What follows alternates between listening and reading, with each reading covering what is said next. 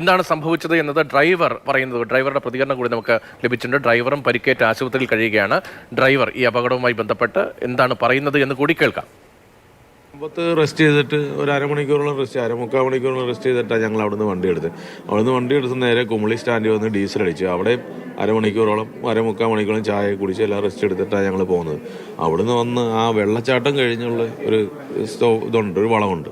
അവിടെ വളവ് വന്ന് ഒന്ന് ചവിട്ടിയപ്പോൾ ബ്രേക്ക് കിട്ടി, ഒന്നുകൂടി ചവിട്ടി പെടല് കീഴോട്ടങ്ങ് പോയത്. പിന്നെ അപ്പോഴേ ഞാൻ അച്ഛനെ വിളിച്ചു, അച്ചായ ബ്രേക്ക് പോയച്ചായെന്നാണ് ഞാൻ പറഞ്ഞത്. അപ്പോൾ പിന്നെ ഞാൻ മാക്സിമം ഇടത്തോട്ട് സ്റ്റിയറിംഗ് പിടിക്കാൻ നോക്കി, പക്ഷെ എൻ്റെ കൈ നിന്നില്ല.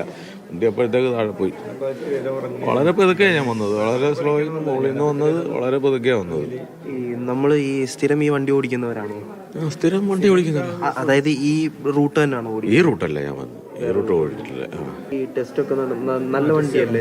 ടെസ്റ്റ് നടന്നുകൊണ്ട് വണ്ടിക്ക് ഒന്നുമില്ല. ബ്രേക്ക് നഷ്ടപ്പെട്ടു നമുക്ക് ഫെയിൽ ആയത് തന്നെ. ഡ്രൈവർ പരിക്കേറ്റ ആശുപത്രിയിലാണ്, പതിയെ വരികയായിരുന്നു, ബ്രേക്ക് നഷ്ടമായതാണ്. ആദ്യം ബ്രേക്ക് നഷ്ടമായി എന്നത് മനസ്സിലായപ്പോൾ വാഹനം ഇടത്തേക്ക് വെട്ടിക്കാൻ ശ്രമിച്ചു, പക്ഷേ അത് നടന്നില്ല. അപകടം സംഭവിക്കാതെ ഒന്നും ചെയ്യാൻ കഴിഞ്ഞില്ല എന്ന പ്രതികരണമാണ് ഡ്രൈവറുടെ ഭാഗത്ത് നിന്ന് വരുന്നത്.